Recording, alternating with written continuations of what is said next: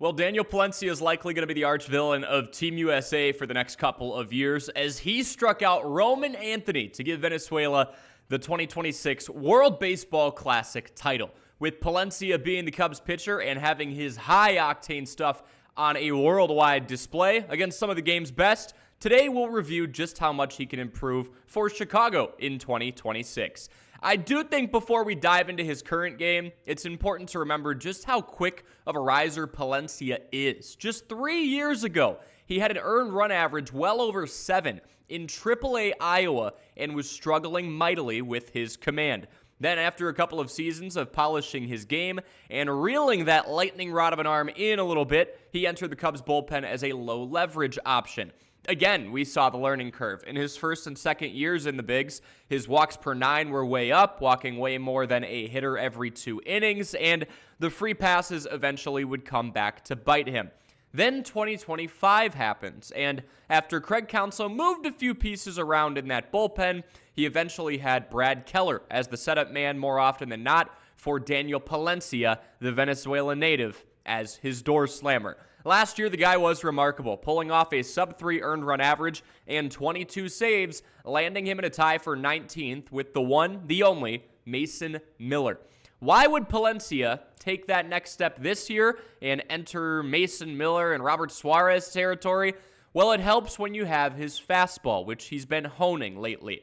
Coming in with the top 1% of all big league pitchers, Palencia's four-seamer has an average velocity of 99.6 miles per hour.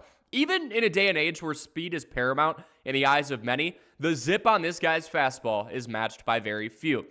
The sheer speed is one of the reasons he threw that pitch 72% of the time in 2025 and still succeeded. He would go on streaks of throwing the same offering 4 or even 5 times in a row, but the second element is why so many hitters had trouble making contact with it. 100 miles an hour in its own right is tough, but players can adjust and even ramp up speeds on a pitching machine to simulate that. What makes Palencia's primary offering extra difficult to catch up with is the run he has on it. It has 15.4 inches of vertical break and another 11 inches of horizontal bend. Now you have a moving target that isn't just coming at you faster than almost anybody else's fastball, but it's riding in on righties and trailing away from lefties who already have almost no time to react to begin with. And the horizontal ride is up, while at the same time, Palencia has subtly dropped that arm angle down a couple of degrees since his big league debut, getting closer to that 3/4 arm slot. So we've got the speed, the movement, the improved control. What else does a top-tier closer need? They need to be able to pitch for volume. The top 7 saves leaders last year all pitched for at least 60 innings. Palencia is ramping up to that amount. After logging just over 40 frames through his first 2 seasons in the bigs, he threw for 52 2/3 a year ago. Now, something to consider for 2026 is he just threw 5 innings in the World Baseball Classic. We'll see how that works in his plan for the MLB season, since Daniel was not holding back in this tournament. The ultimate reason I feel like Palencia can be a premier closer in this league, though, think about the pressure put on these guys. Their job is to come in with a thin margin for error, the game on the line, and blow their high-octane stuff by guys who are going to do everything they possibly can to keep their hopes alive.